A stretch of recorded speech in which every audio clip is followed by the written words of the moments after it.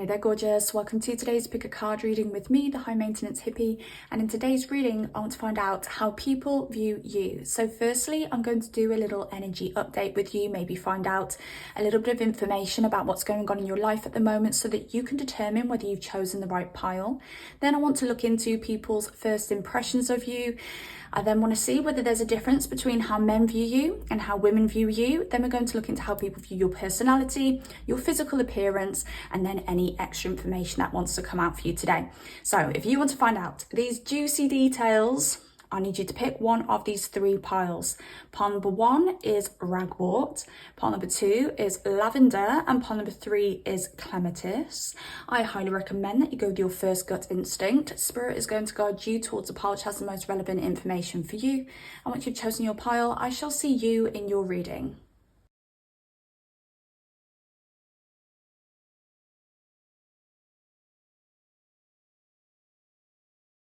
Hey there beautiful, welcome to your reading. Let's find out how people view you. So we're going to start this reading with an energy update for you so you can determine whether you've chosen the right pile.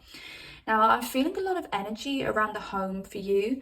I don't know whether you are decorating the home. I don't know whether you're doing some DIY. I don't know whether you're incorporating some kind of decoration within your home which reminds you of your childhood or reminds you of your family home where you grew up.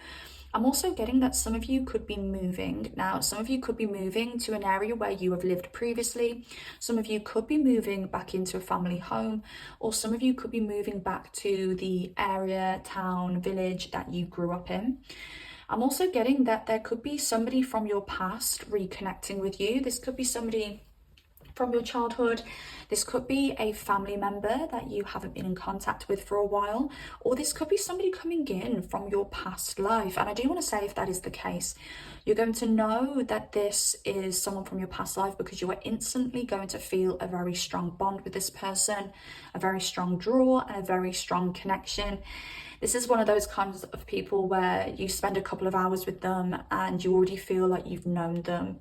I want to say a lifetime because that's very cliche, but you already feel like you've known them for a very long time. You feel like they're an old friend even though you barely know this person. Now, let's look into people's first impressions of you. And this is quite interesting because we have happiness and we have sadness. So these are the opposites to one another. Is it called a dichotomy?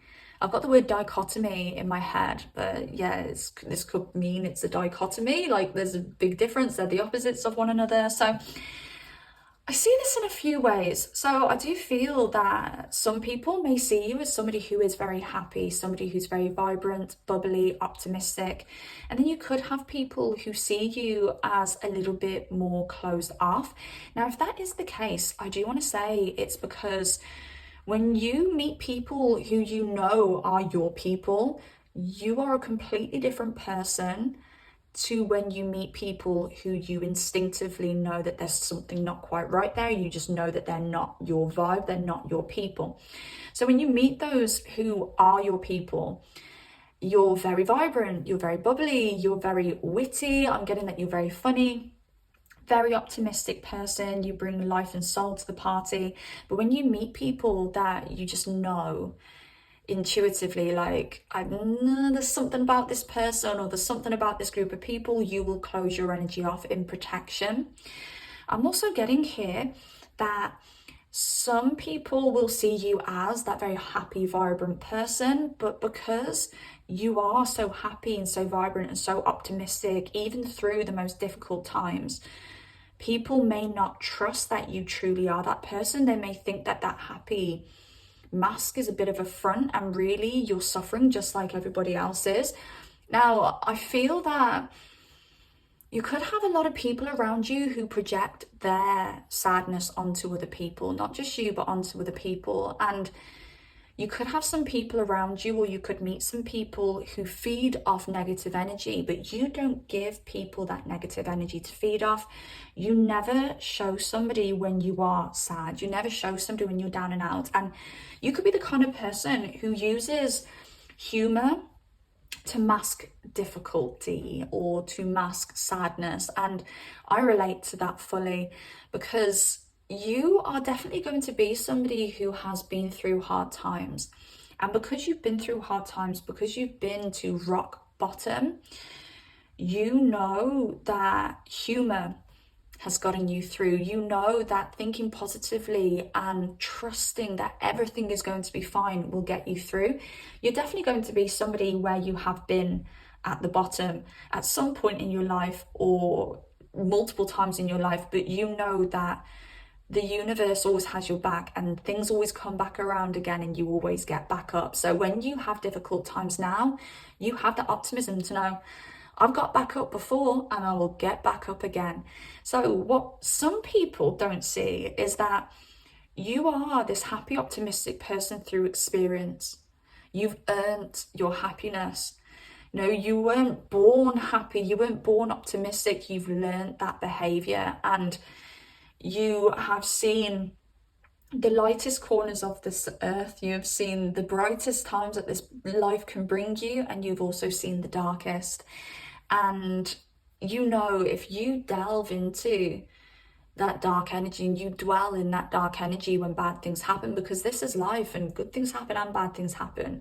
Nobody on this earth will ever get away with not having bad stuff happen. It's all a part of life. But you know, if you dwell in that unhappiness, you become, or you magnetize more of those unhappy experiences into your life. So even when things are hard, even when things are difficult, you laugh, you make humor from it, and you pick yourself back up, whether that takes a day, whether that takes a week, whether that takes a few months, whether that takes a year. You know, when something happens in your life that's more on the negative side, you have a goal in mind. You're like, right, I'm going to get back out of this now. And, you know, you truly are such a strong person, pile number one. Now, I'm getting that some people, maybe this isn't everybody, but some people don't see your value at first. Some people are just hearing the song, you don't know what you've got till it's gone. So I don't know whether some people don't know what they've got with you until you are gone. It's also making me think of, oh, is it Khloe Kardashian? I don't remember exactly what she says, but I've seen the little video clip of her saying, why do people have to lose me? Or why do people have to hurt me to realize how good I am? So I could have completely butchered that, sorry, pun number one, but maybe you've seen that little clip, that little video clip yourself, but it's giving me that energy as well. So a lot of people don't realize what you bring, because what you bring to the table, I'm going to say what you bring to the table is deep, deep healing. And you have the ability to really transform people's lives, but from the core. You're a very healing person. I wouldn't be surprised if my pile number ones are highly intuitive, are pretty damn psychic, and whether some of you actually are tarot readers or mediums, or you do some kind of healing work, okay, some intuitive healing work as well, okay, it doesn't have to be, you know, anything divination based. It could be that you are a nurse, a doctor, a counsellor, a therapist, something along those lines. You are very, very healing.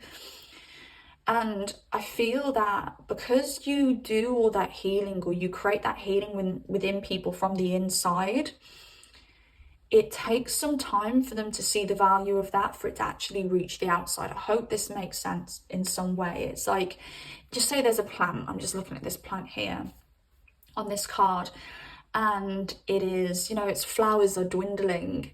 You're the kind of person who'll come and you'll know, well, those flowers are dwindling because there's a problem within the stem of the flower, within the roots of the flower, where, you know, I'm just going to use a random analogy, and I know people won't do this in real life, but it's the best way that I can describe this to you, where somebody could come along and because they can only see the flower, they could come along and try and, you know, paint these petals yellow again. I'm just going to paint these petals yellow again just so that they look more vibrant.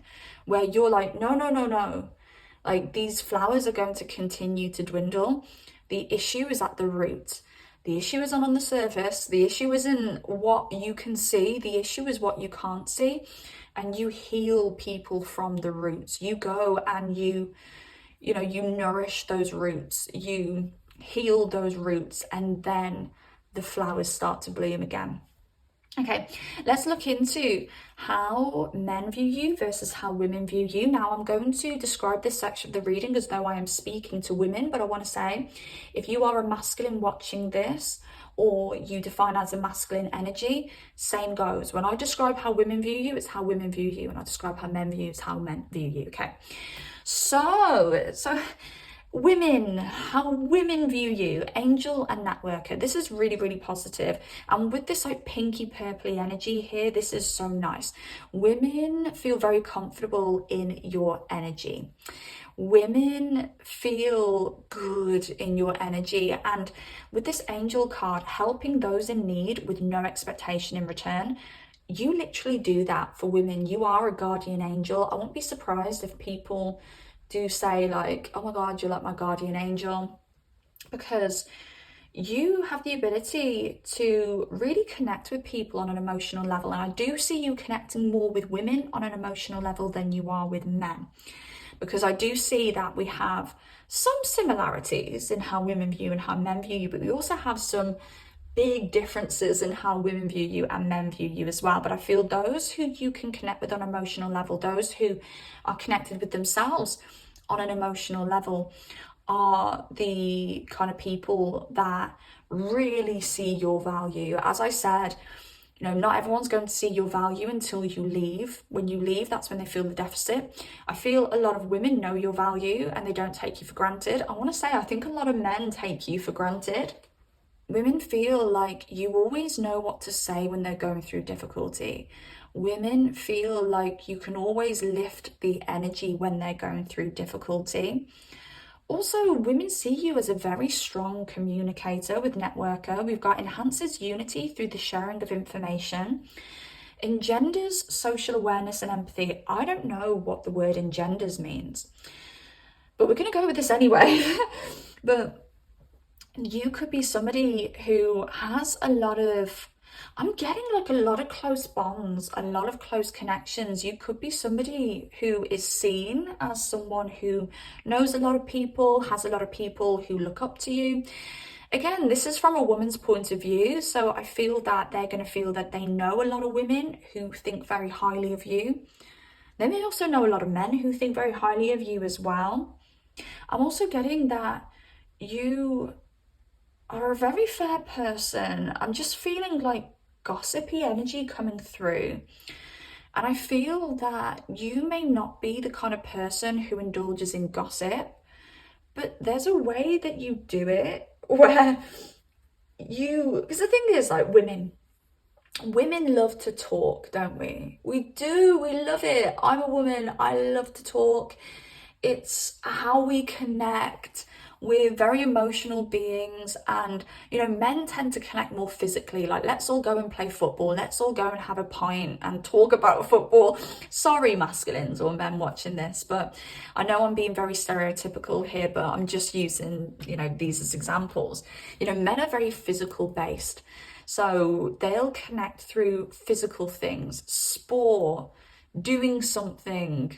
I don't know what else they connect through, but it's very physical. Where women, we're very emotional based, and to express our emotions, we talk about our emotions, we talk about things, we talk about what's going on in our lives. And sometimes men really don't understand that. They're like, oh my God, why have you got to share our relationship with other people? And it's like, because women talk, we love it, it's just what we do, it's normal for us.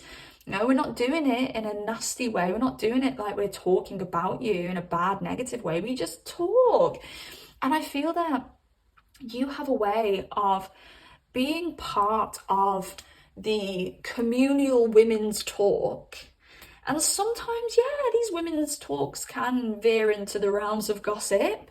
It happens very easily. Sometimes it happens without us even realizing. We're like, oh my God, we're talking about somebody. And oh my God, should I have said that? Da, da, da, da.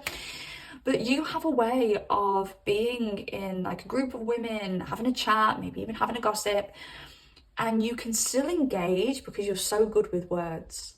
You can still engage whilst also not engaging in a negative way. where you've got some people who will want to just have a gossip. You've got some people who go, I'm not talking about it, and I'm not gossiping. And then everyone will be like, well, why are you not talking about it? What do you think's wrong? Do you think there's something wrong with what we're talking about? You have a way of being able to be in the moment with people, with the group.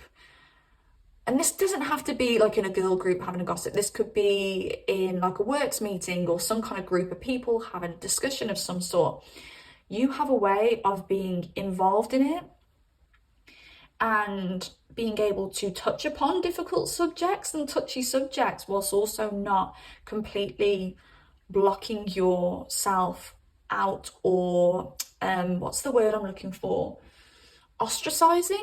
Does that make sense? Without ostracizing yourself in a group. Hope that makes sense in some way. But I just get that's how women view you. They really do look up to you and they think a lot of you. And let's move on to men. How do men view you? We've got storyteller, ability to experience and express life through stories and symbols. Now, we've got two communication cards here. Women view you as a very good communicator. Men view you as a very good communicator, exciting communicator. I do think men view you as somebody who I'm actually getting like quite entertaining. So I can see the music notes here. Got the flowers growing out of the hair. You know, she's wearing some jazzy clothes, reading a book, like, come on, sit down, everybody. I'm going to entertain you for the next half an hour. So this person, what am I talking about? So men may look at you as though you are just a very colourful person. And again, they're looking up to you because remember, you are the storyteller. They're like, wow, like, I am really interested in pile number one. They are a very interesting person. But then we've got addict here, helps you recognize and confront addictive behavior. Okay. I'm seeing this in two ways. The way that men view you. Because the thing is, you've experienced life, but because you are so deep and emotional and so aware and I want to say like highly intelligent, you have a way of really experiencing life. You have a way of intellectualizing your experiences. You have an amazing ability to put emotions into words, and that makes you such a good storyteller, because if you're just telling a story from the physical aspects, from the surface level aspects, I'm sorry, it's boring.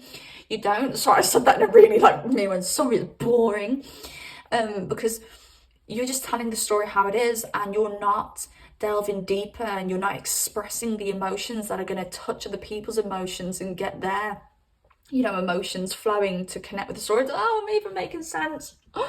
Oh, you probably explain this better than I can.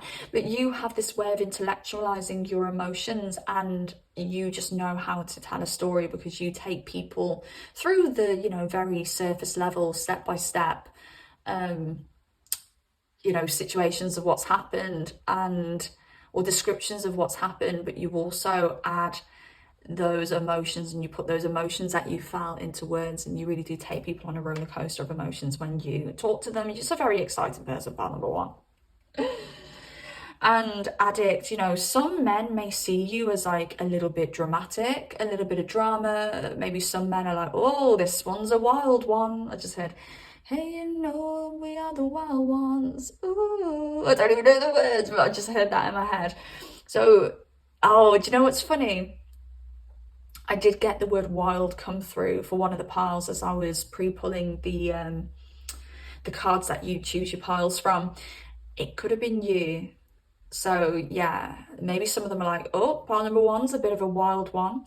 But also because you have that ability to emotionally connect to people, you may not connect as quickly with men because men aren't emotional beings. They have emotions, but they're not, they don't lead with their emotions. But when you do hit them in their emotional centers, it makes them see all the good and the bad within themselves. So we do have red here, so it's like warning, warning. It's so weird because with this green energy, you ground a lot of masculines, you ground their energy, and I feel that when you meet masculines, and for feminines watching this, maybe this is in a romantic sense, they feel so grounded with you. They feel like they're kind of hooked on you for life. And at the same time, they get this warning, like this person is going to expose your emotions. This person is going to make you feel your emotions. And a lot of men want to push that back. Look at this man pushing back those waves. But it's like water's fluid and you can't push back those waves. So difference between how men and women view you. I hope that makes sense. Now let's look into how people view your personality and how they view you physically. Let's see, how do people view you personality wise and physically, please? Let's have 3 cards. Ooh, Mars.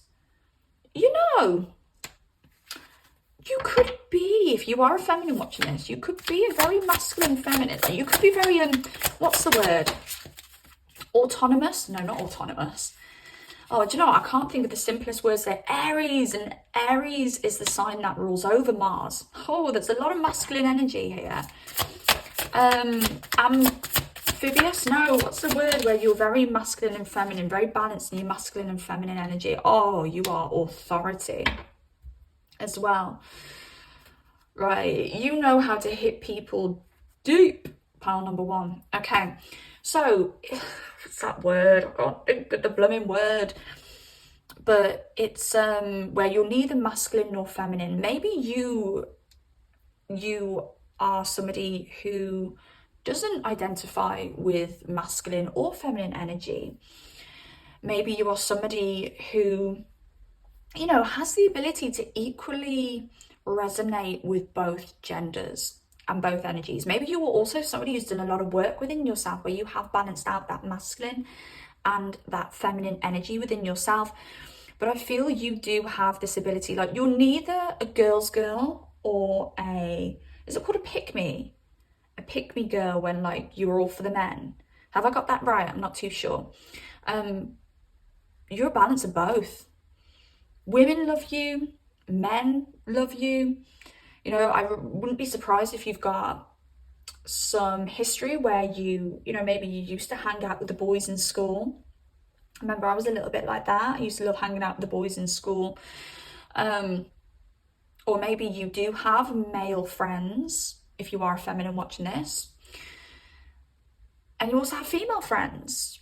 You know, you could be the kind of person where men are like, oh, do you know what? I don't mind hanging out with pile number 1 because I relate to pile number 1. And, you know, some very masculines will be like, I don't relate to women, but I relate to you. So I won't be surprised if some of you have heard that before. But personality-wise, people see you as like a bit of a go-getter. Somebody who's very bold, somebody who's very warrior-like, somebody who's very independent, someone who's brave, someone who's passionate. I honestly don't think people want to mess with you. I don't know whether you do have this very authoritative energy that you carry around where people are like, I'm just not going to mess with pile number 1. Or whether you physically show this where people are like, wow, like you don't mess with pile number 1 because you've shown in some way that no one messes with you. So there is a level of, I want to say like there is a level of fear around you, funnily. I don't feel that fear very, very strongly, but there is a level of fear. I don't know whether you are someone who, and I want to say it could be because of what you've been through, you are nice as pie, like day to day. You're lovely, kind, generous, soft, understanding. But if someone crosses you, pile number 1, I just heard those eyes change. And you go into complete warrior mode, you go into complete defense mode. And I want to say this could shock a lot of people who've seen it. I don't know whether, you know, you've made the strongest people cry. But yeah, I'm getting energy. You don't mess with you personality-wise. And I think you show this bit by bit. Like there's little increments of this that you show where it's like, hey, look, I'm lovely. But if you cross me, then, you know, you could be the kind of person that can read somebody to the ground, read somebody to filth. Like, don't have an argument with our pile number 1s. but you're also looked at as you're someone very sexy with all of this Aries and Mars energy. I don't know whether you are naturally very open with your sexuality. I don't know whether you're very open when it comes to talking about sex and stuff like that, because you are viewed as somebody very sexual or someone very sexy. If you're not very open with your sexuality and stuff, it could be that people look at you and they're just like, woo, pile number one, sex on legs. Yes. And yeah, there's a lot of authority here with you with this Saturn energy. So I don't know whether you are just very Capricornian by nature, whether you've got a very heavy Saturnian chart, maybe you're Capricorn rising, or whether you do have, you know, a job where you are in some kind of authority, or where people look to you, look up to you. As I said, when it comes to feminine energies, they do really value you. Did I mention that there could be some codependence when it comes to feminine energies? You know, maybe some feminine energies can be quite codependent on you. Don't know whether I said that or not. I definitely thought it, don't know whether I said it. So yeah, it could literally be because you have a lot of people around you who look up to you as well, and they see you as somebody very valuable to them, some kind of authority figure in some way, even if it's just because you give blamming good advice. Now, physically, people think you have a really good posture. You are very strong looking. You are very fierce looking. You know, when we describe people as fierce, you are fierce. Now, I'm getting that you could be very bony as well, but there's like a little bit of like an elegance. Doesn't matter what your shape or size is, there's an elegance to you. So I don't know whether you've got like longer limbs, or like maybe you've got long legs, or maybe you've known to have longer arms, or you got long fingers. There just seems to be like an elegance to something on your body. You could have a long neck, it could be something like that. What else do we have for like physical and personality stuff for you, how people view you? I think people view you as somebody who stands out from the crowd, because that Saturn energy represents Capricorn. Capricorn is the top of the birth chart, the highest point in the birth chart that everyone can see. So I feel that, I just heard fame. Sorry, I just got interrupted with the word fame. So some of you may be famous in some way. This could be locally, countrywide, worldwide, or there is the possibility of fame, or whether some of you have diced with fame in your time, or being seen and noticed. But with this Saturnian energy here, top of the chart, you could have a physical appearance that stands out in some way. There could be something very unique about your physical appearance. And this is less like Aquarius unique.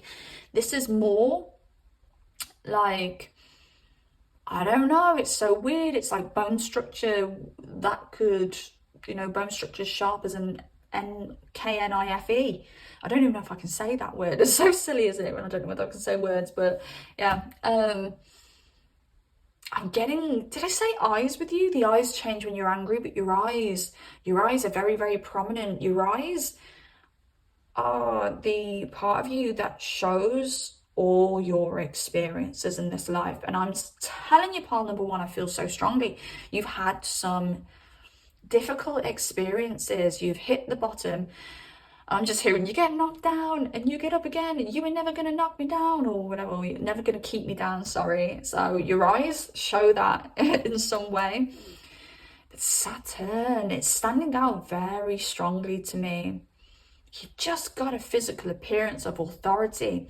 And for a lot of you, that's beauty, an authoritative beauty, where people look at you and they want to look like you. They want to do what you do. They want to know how you look like that, or where you got your clothes from. Do you see what I'm saying? It's less like Leo energy, where Leo energy, I feel, would be like, oh, fanning, yeah, oh my god, I just like this person's energy. And Aquarius energy is like that supermodel energy, even though I'm getting like a little like hint of supermodel energy with you for some reason. But with that Aquarius, it's like they're so unique, they look so different, they stand out from the crowd. But with Saturn, I want to say, people want to be like you. People want to know where you got that from. People want to know how you look like that. People want to know where you got your gloss from. You know what I mean? Like stuff like that. Okay. What else do we have? Oh, this isn't supposed to be in this bowl. But this relates to Saturn. Saturn rules the 10th house of career. And I've just got, you make me work for it. And I like that. Someone in your energy or a certain group of people feel that you make them work for something. I don't I'm gonna just pull the tarot for that because I'm a little bit confused as to what that means. I don't know whether people view you as somebody who's worked very hard to get what you have. Because that would make sense with this Saturn energy too. But I feel you expect a lot from people. I think that's what it is. You expect so much from yourself, so you expect a lot from other people. Oh, okay. You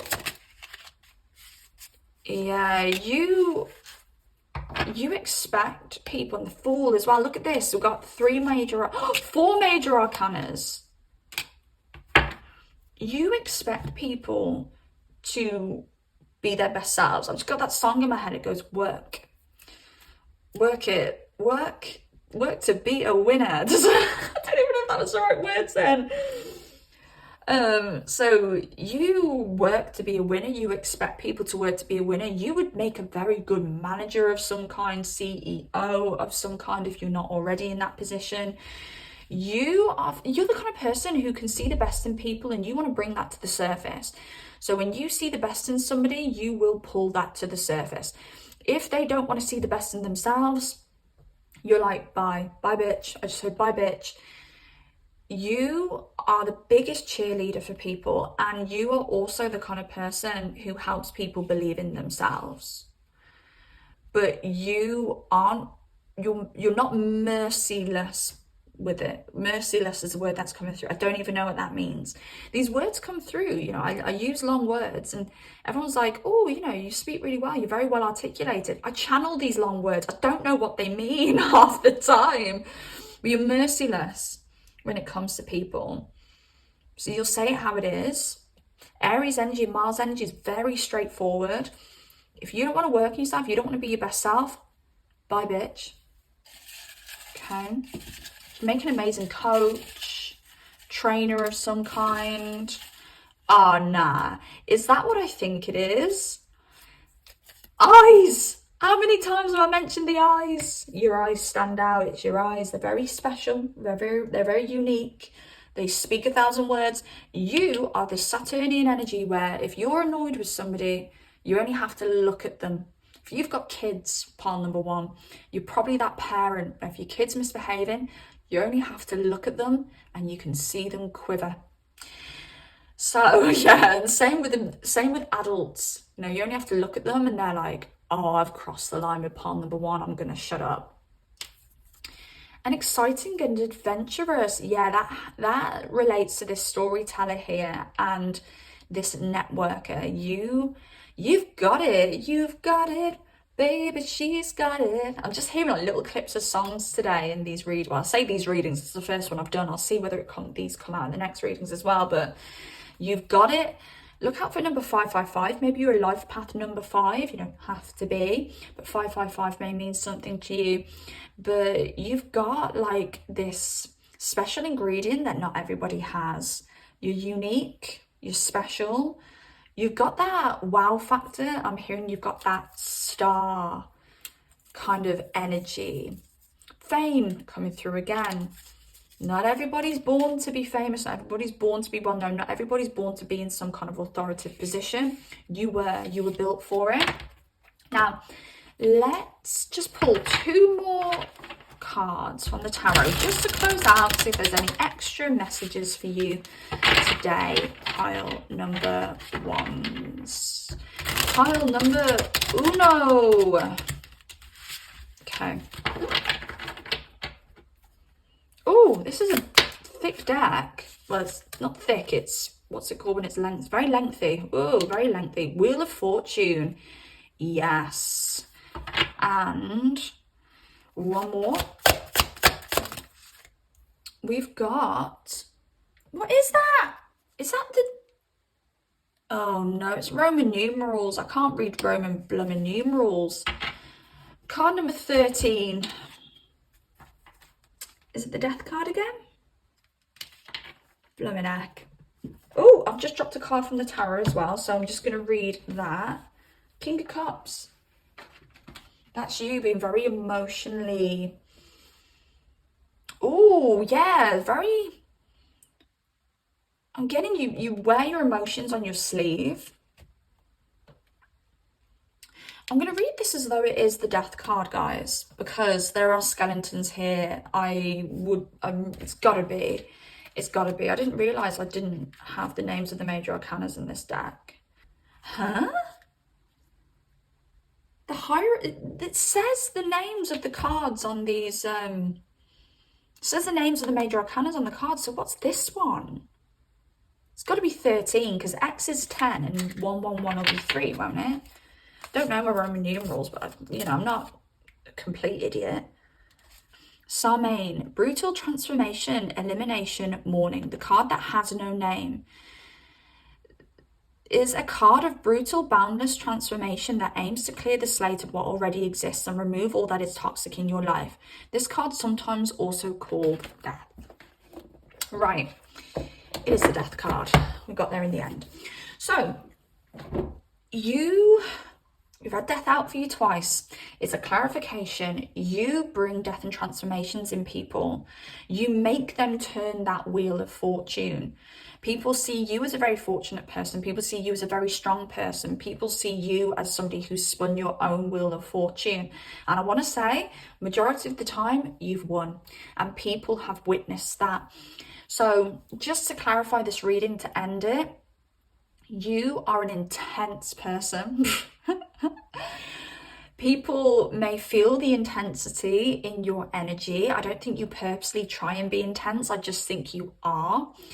And I think you are walking transformation for people.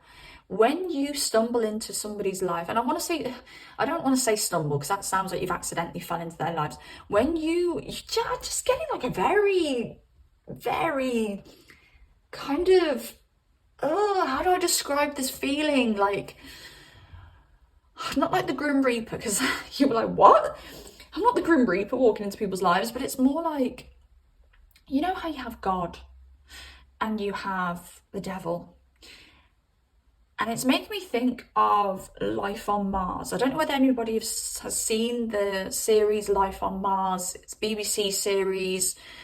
I don't know whether you've ever seen it in America, but it's a place where cops, when they're deceased, they go to this like cop waiting area before they go to heaven or before they go to hell, but they don't know that they're deceased. So they are just living out this kind of cop life. They normally go back in time to like the 70s or the 80s as well. And it turned out at the end of that series, oh, this is going to be a spoiler for people who haven't seen it. I'm not going to say because it's going to be a spoiler for people who haven't seen it. But there's two very prominent characters in that series where they end up being very, very, very spiritual, religious characters. And this is a big claim to make, but I feel that you are like a walking... I'm going to throw a few examples out there, but it could resonate with you, or it could just be a way of me describing what kind of character you are, but I can't actually put into words what kind of character you are. But you've got angels, you've got, Lucifer, you've got, all those people. You've got God. You are like a walking spiritual / religious character of some kind. This is really weird that I'm saying this, by the way. I know this sounds insane. But I don't think there's a name to what you are, or I can't put a name to what you are, but it changes people like no other. And I just feel, this is a huge claim to make. I keep apologizing, I'm sorry, I should just speak. But I feel when you go to the other side, you will find out that you were something that you probably don't think you are, but in a good way. God, I honestly can't describe that any better than that. As a very bizarre message coming through. So yeah, you're a very prominent character in people's lives, and you probably have a lot of power that you don't realize that you have. And that's what I've got for you, pile number one. So I hope you enjoyed this reading. I hope it helped in some way. If you did like it, please drop me a like. Comment down below if you've got anything to say at all. I do private readings as well if you'd like me to tap into your personal situation, or you would like me to, I don't know, do a reading on your love life or your future spouse or anything like that. Those readings are linked down below in the description box. And what else? Yeah, hype me up if you've got any spare hype points. Whoop whoop. And subscribe if you do like content like this, so that I know that you enjoy it and you'd like me to make more of it. Take care of yourselves, beauties, and I shall speak to you soon. Goodbye. Hey there, stunning pile number two. Welcome to your reading. Let's find out how people view you, and we are going to start out by tapping into your current energy so you can determine whether this is your pile. Now, I feel a lot of energy around finances for you. I don't know whether you are going through a transformation when it comes to your finances, or you have a transformation when it comes to your finances upcoming. I do feel that you have the ability to make a lot of money. I don't know whether some of you are investing at the moment. You could be investing in property, you could be investing in items that appreciate in value, you could be investing in stocks, shares, you know, Bitcoin, things like that. I'm also hearing a message that whatever you are passionate about, you must pursue. If you are heading in the direction of a passion of yours, the money will follow. So when it comes to people's first impressions of you, we have trust and we have rejection. Now, I feel with my pile number twos, you are very attractive people, very beautiful, probably have, you know, a lot of facial symmetry. And I feel that your facial features could be very cute or just fit your face really well, is what I'm getting. So I feel people naturally feel very close to you, very trusting towards you because of the way that you look. And because I am getting that you are a very attractive person, you could also elicit some insecurity in people as well. Now, I want to throw in there that if anybody pulls away from you or anybody rejects you, this will be because you make them feel insecure, because you do look a certain way and you do come across a certain way, and it can be very intimidating. I do also want to say that people fear that they're going to be rejected by you. There could be people out there, and I do feel I could be talking to the people that you are SE actually drawn to and SE actually attracted to. You could find a lot of pushback from people because they fear that you're going to reject them. And in some cases, they may reject you first because of that fear. And it's not going to be because of you, it's going to be because of them. I do feel you having a very regal energy. And I don't know whether you are somebody who invests a lot. I did talk about investments earlier. Maybe you are investing in your physical appearance in some way as well. But you are somebody who invests in their body, the way that they look. You're somebody who likes to look nice. You're somebody who likes to look presentable. I wouldn't be surprised if you have like a very flashy Venus sign. So you could be a Taurus Venus, you could be a Leo Venus. What other Venuses do we have? A Libra Venus coming through here. Could even be a little bit of Pisces Venus here as well, but I feel the other Venus sign's a little bit stronger than that. But you're definitely somebody who likes to come across looking a certain way. And I don't know whether you've got a lot of Libra in your chart as well, because you do care about what other people think, and you do care about how you come across to other people as well. But you do have this very regal energy about you, and it does kind of put you up on a pedestal a little bit, whether you notice this or not. And again, a lot of people will be really drawn to you, really magnetized towards you. I don't know whether we're talking to like Taurus risings here or Libra risings as well, because I am getting that magnetism that Venus has. So if Venus is the chart ruler of your birth chart, and it will be if you are Taurus rising or Venus rising, you are naturally going to be a very magnetizing person. You're naturally going to be a very popular person. You're going to be somebody that people trust, want to be around, and just really feel good around. You make people feel good. I don't know whether you have some people who like to attach themselves to you because you are beautiful and you kind of up their status. And also, I don't know whether some people attach themselves to you because you are, is it called a crown straightener? When you've got like a girl who makes other girls feel good, makes sure that, you know, other girls are looking presentable. You may be somebody who's very complimentary to people. You may be the kind of person to be like, oh my God, you know, when you meet your friends before you're going out, oh my God, you look amazing. I love your dress. I love your shoes, your makeup's on point. You're stunning tonight, babe. You could be one of those people who is very encouraging with their words, and people just like being around you because you make people feel good, whether it's because you look good and you up their status, or whether it is because you love telling people how beautiful you are. Freudian slip. Some of you bar number twos may love telling people how beautiful you are. I love that. But what I was going to say is some of you may love telling people how beautiful they are, and you just boost people's, I did hear boost people's egos, but you just boost people, you make people feel good, and you help people, you know, see the best in themselves. You feel good in your skin, and you make other people feel good in their skin too. Now, I do also want to throw out there that there could be some pile number twos watching this who potentially aren't taking care of themselves as much. And this is a sign for you that if you're ever feeling a little bit down and out, pile number two, if you're ever feeling a little bit out of your energy, it may be because you aren't treating yourself. It may be because you're holding back on treating yourself. It may be because you're holding back on, you know, zhuzhing yourself up, making yourself look fantastic, or creating opportunities for you to dress yourself up and hit the town and sparkle.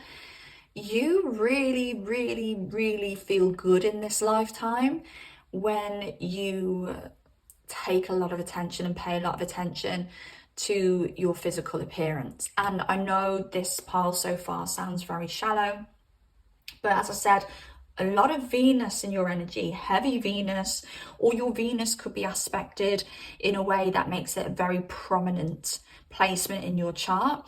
And Venus is very superficial. It's all about what looks good, what feels good.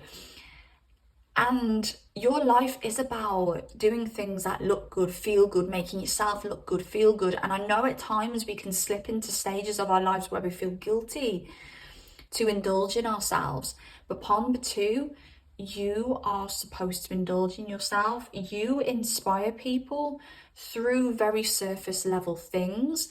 I'm not saying you don't inspire people through deeper aspects of yourself, but you're kind of built and born to be this embodiment of love, and to show people very visually what love is. I hope that makes sense in some way. But just bear in mind, you do make people feel a little bit insecure when you first meet them, but all you're doing in those moments when you do make people feel insecure is you're kind of encouraging them to take care of themselves the way that you do.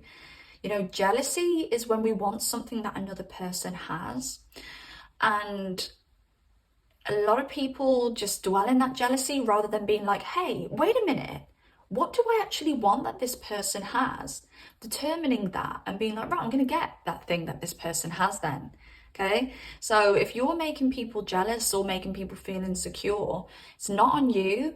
It's their problem, and you're actually inspiring people to be better. You're actually inspiring people to take care of themselves. And I think that's a beautiful gift that you give the world and that you give people who surround you. Now let's look into the difference between how men view you and how women view you, okay? We've got the Knight in reverse. So when these cards are in reverse, we look at the shadow attribute. So allegiance to a destructive ruler or principle, romantic delusions. Now, oh, my pawn number 2, I just had a really strong feeling run through me. You, my beauties, and this is probably because you are so beautiful, and this happens to beautiful people, physically beautiful people. You're beautiful on the inside and out, but physically beautiful people in particular get fucked around, because you will attract a lot of people who want you for the very superficial, surface level things. And when you are showing deeper things, when you're kind of calling somebody to be deeper with you, when you are showing them your human side, you know, the human side is all aspects of ourselves, the good, the bad, and the ugly. People will struggle to show up the way that you want them to, because people, a lot of people, not everybody, but a lot of people are attracted to you because they look at you as though you're like a trophy. They look at you as though, I want to be seen with pawn number 2. I want to show off to my friends that I'm with pawn number 2.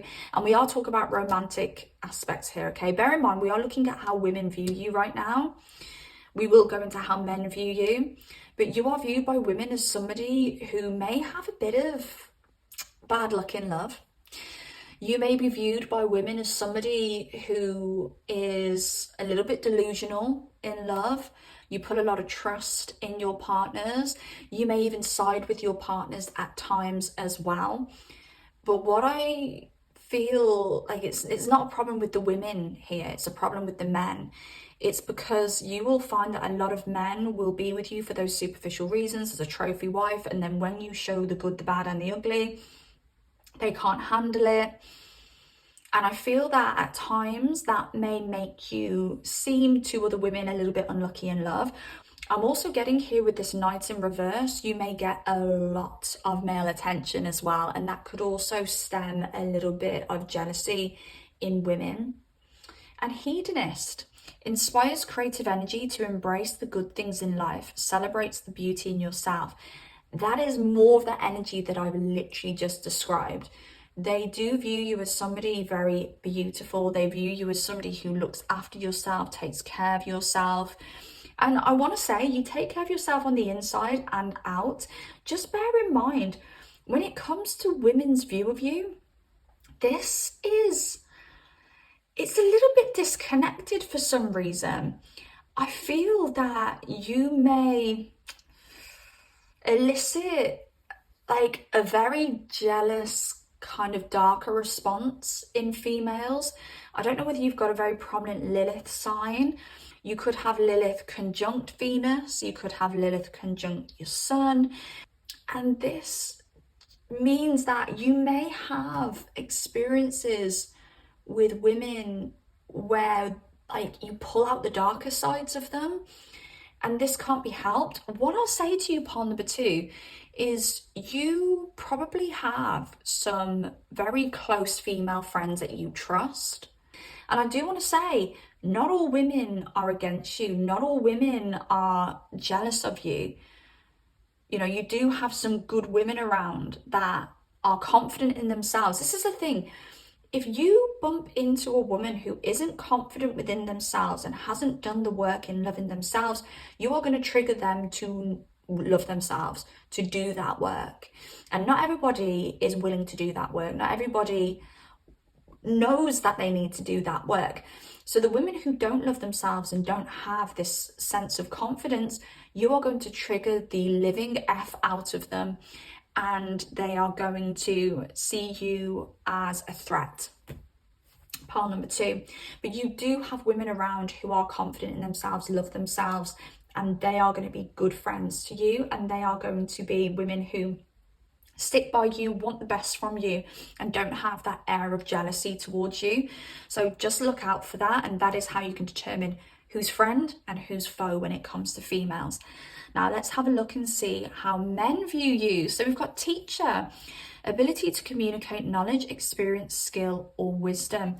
Now I'm getting a very motherly energy with this teacher energy. Now I don't know whether you are a teacher of some kind, I don't know whether you are a representative of some kind of organization in some way.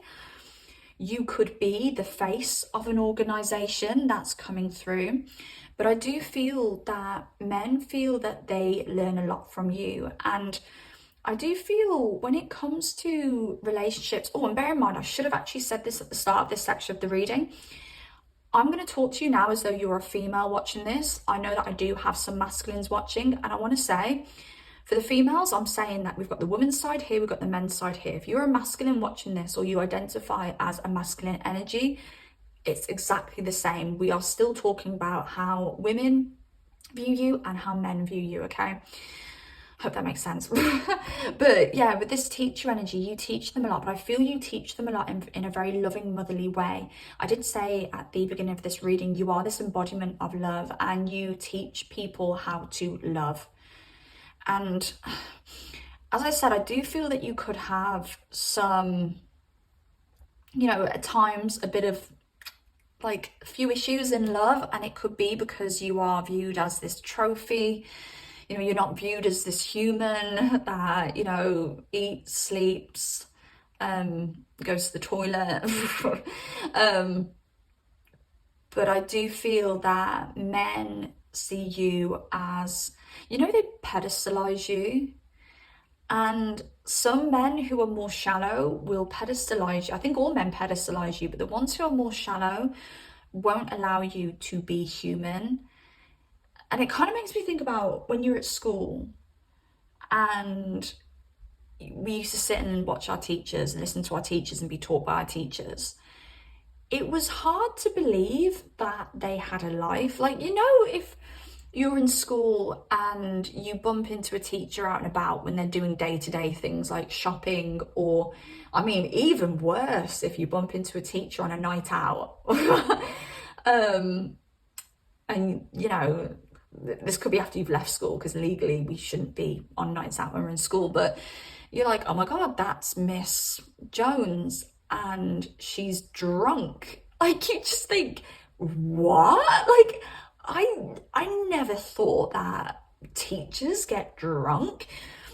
This could be the case with you, where you're pedestalized so much that when you cry, or when you, I don't know, like, don't do your hair that day, or when you're on your monthly, like, these men, these men are like, what?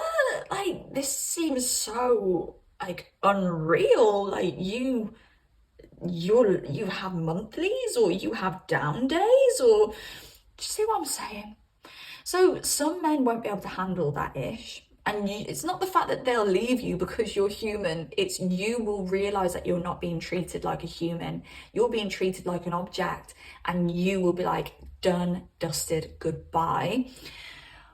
But then you will meet men who have more depth and they still pedestalize you. And to a certain extent, they may still objectify you because you're so beautiful, but they do also learn how to love from you as well. And they do accept all facets of you, even the human ones. God. And then Don Juan spots out your positive, seductive qualities. Oh, you are so alluring. You are so alluring. Men are just like, wow. I don't know whether you're one of those people, and my mom's a bit like this, and I've always really valued this in her, because I'm like, gosh, like, I can see why, you know, she was a bit of a catch in her time. She probably wouldn't agree. She'd probably like, what? No, I wasn't, but she was.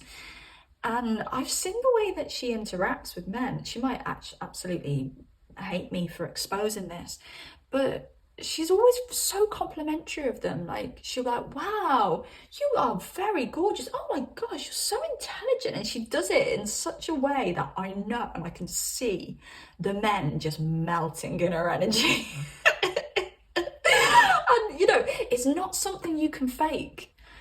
And because I never think about, when I'm with a man, I never think about complimenting them. And, you know, maybe I do compliment men, I do compliment people, but it's once in a blue moon. It just doesn't come naturally to me. But my mom, and I just feel like this is like your kind of energy, where you pull out the most amazing things about them and you accentuate them, and you do it in such an alluring, seductive way. And naturally, they're just so seduced by you and they melt in your energy, and you could be seen as a little bit of like a man eater or woman, whatever the man's version of that is. And not because like you've got bad intentions, you're genuinely just being you. You're naturally the embodiment of love, remember, part number 2. So you're very suave, and you're a little bit of a seductive master. I don't even know what I was the master of seduction. Yeah, you're a bit of a master of seduction, and you have this very sexual energy that maybe you don't realize you exude. It's the way that your eyes are. I don't know whether you've got some heavy Scorpio in your chart. Maybe you've got a very prominent Pluto in your chart. Actually, thinking about it, my mom does have prominent Pluto in her chart. I think she's got Pluto conjunct Sun, which naturally gives her that very seductive air. Like she embodies that seductive Plutonian Scorpio energy.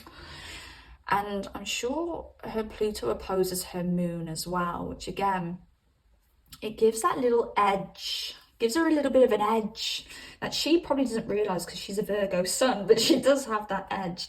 So yeah, I don't know whether you've got any prominent Pluto in your chart. You could even have Pluto in the first house, or you could be a Scorpio rising as well.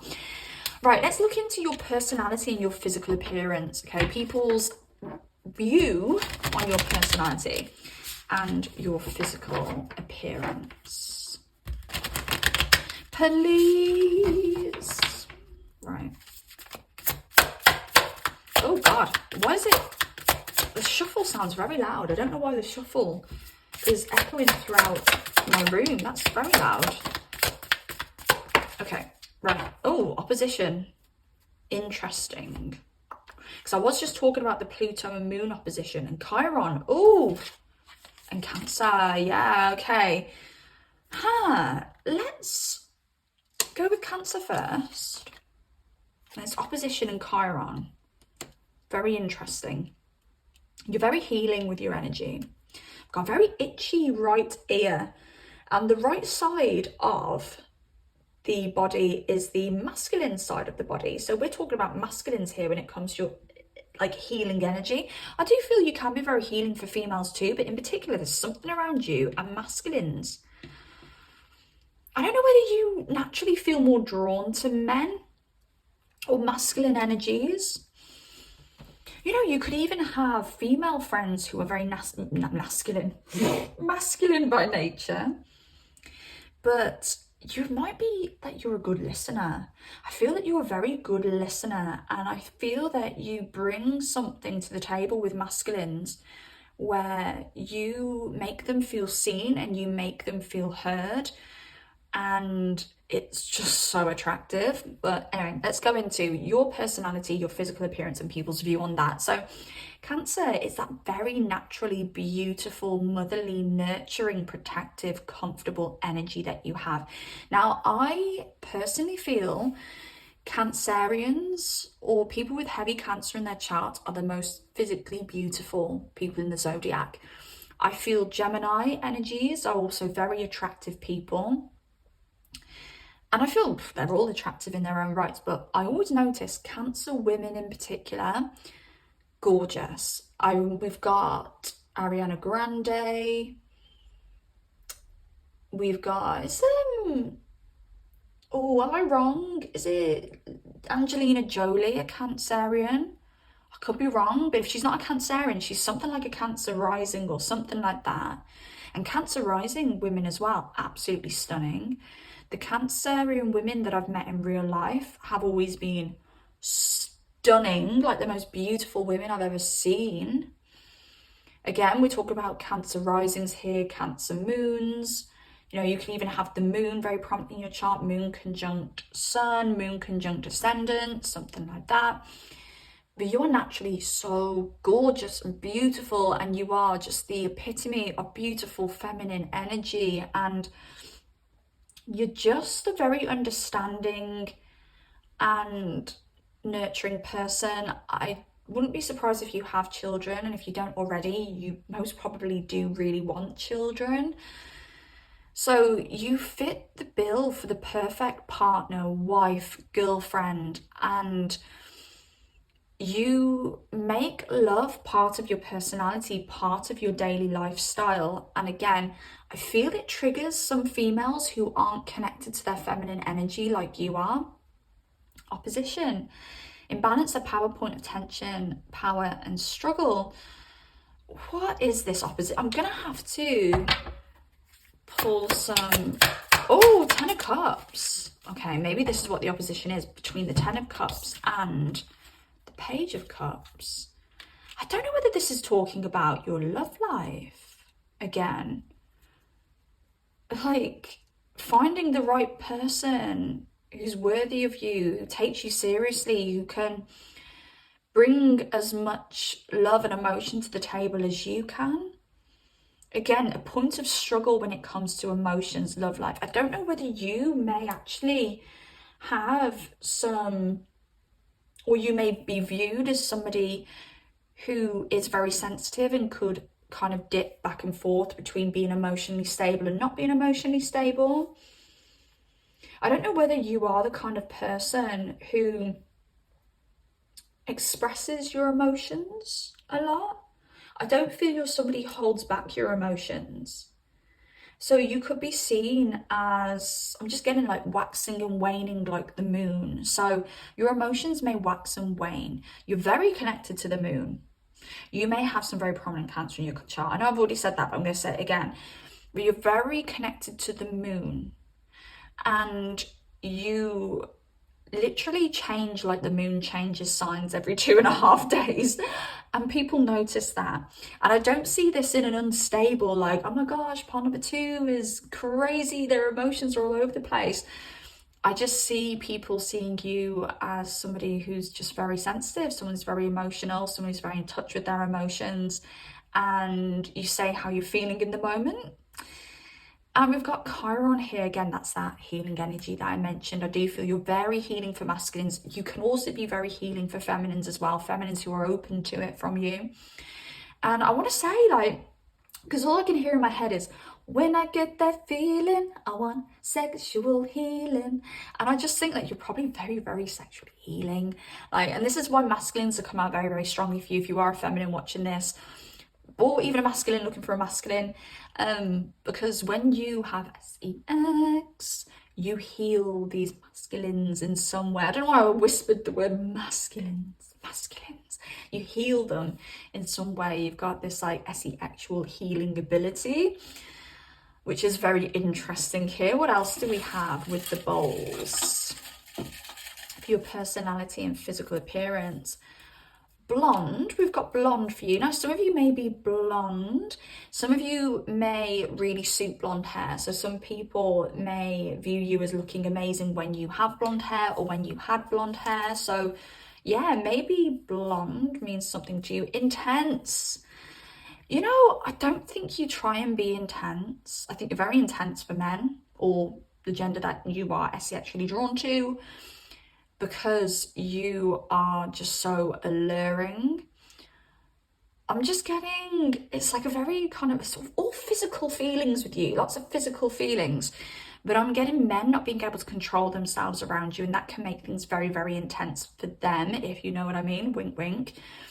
And again, for the women, that intensity, they feel it, and there may be some jealousy because of it. Back, I don't know whether people feel that you have a very nice back, or whether you've got a prominent tattoo on your back that people really like. I'm going to pull a few more for you guys. intelligent and study. People do see you as being somebody who is very intelligent. I get emotional intelligence with you very, very strongly here. I don't know whether you speak in a way that makes you come across as very, very emotionally intelligent, or you're able to put your emotions into words. I don't know whether you are a very curious person. It just makes me think about this Page of Cups, someone who's very curious. Also, I do feel that you may take a lot of care, put a lot of care and attention into the way that you dress. The Page of Cups can be known as somebody who's a little bit trendy. And I know that's hard to believe here because of the way he's dressed, but these are, I'm sure these cards were designed in the early 1900s. I could be wrong there, but I'm sure they were. But, you know, back in the early 1900s, he's wearing some fancy boots. You know, he's got a little overall over his all-in-one piece. I don't know, over his onesie, whatever it is. He's wearing a fancy little hat with a little scarf thing. You know, he was fashionable in his day. He's got a belt on, pulling in that waist. So I do feel that people do view you as somebody who does dress well, and somebody who, again, like, you may be very, very knowledgeable about beauty, fashion, you know, things along those lines. You know, if somebody says, oh, I'm thinking of changing my foundation, you could be the kind of person to say, actually, I've got a friend like this, where I was like, why is my foundation going cakey? And she was like, oh, is the moisturizer you're using gel-based or water-based? And I'm like, I don't know, I've never checked that in my life. I didn't know there was a thing such as water-based or gel-based. And she taught me that if you're going to wear a water-based moisturizer, you have to buy a water-based foundation. If you are wearing a gel-based moisturizer, you have to buy gel-based foundation. So a little tip for you, a lot of you probably already know that, but I definitely didn't. So you could be somebody like that, or someone where someone could come to you and say, oh, where's the best place to buy boots? And you go, oh, okay, so this is the best place to buy, you know, ankle boots, really good quality, they feel really good on your feet. Do you know what I mean? You may be very knowledgeable about things like that. Right. Okay. Let's just pull some extra tarot cards to close out this reading. Maybe these cards will be clarifications for some of the things that I've said. Oh, sorry, I just dropped a load of cards. Maybe these will be clarifications for some things that I've said. Or maybe we'll pick up on some little extra tidbits to close out the reading with. Right, 2 cards. Ooh, okay. 3 cards. I'm going to take them.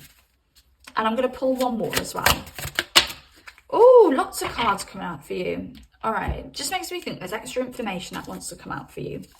For sure. Maybe because I've been very surface level with you in this reading, maybe these are going to hit a little bit deeper. 5 of Air, which is the 5 of Swords, the Hierophant, and the Page of Cups. Page of Cups again, I just put the Page of Cups back. So again, you're seen as somebody who is, maybe you're seen as someone who can be a little bit naive at times. Oh, the Sun, lovely, and the 7 of Swords. Oh, look, with the Sun, we've got a North Node symbol here. I see that as the North Node symbol in this card.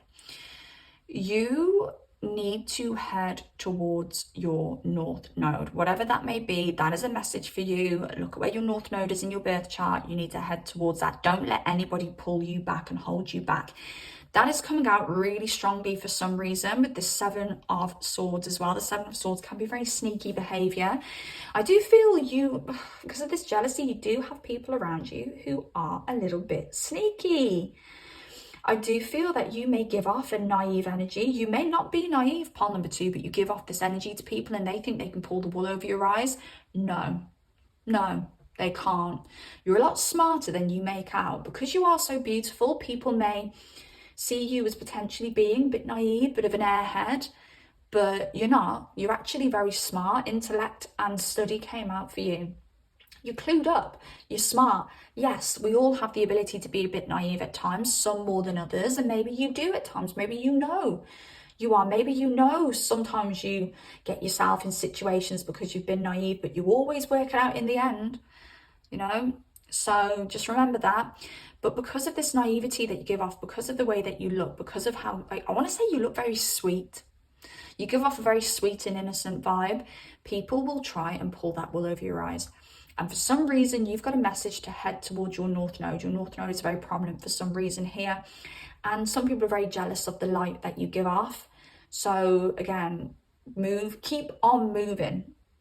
Keep on moving on is the message I've got for you. If anybody shows any signs of lying to you, being sneaky, or trying to diminish you or knock your confidence in some way, keep it moving, pile number 2. Move straight past them, move away from them, move on, head on forward.